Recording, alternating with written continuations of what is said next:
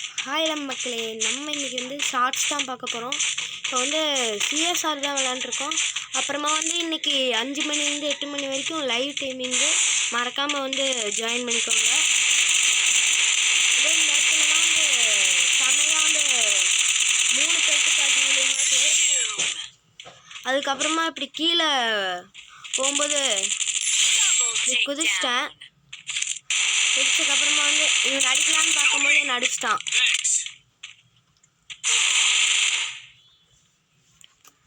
அதுக்கப்புறமா வந்து என்னோட தம்பியும் வந்து அடிச்சிட்டானுங்க.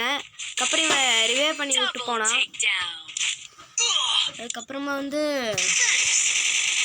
இந்த மேட்ச் நாங்கள் ஜெயிச்சிட்டோம். கடைசி வரைக்கும் பாருங்கள்.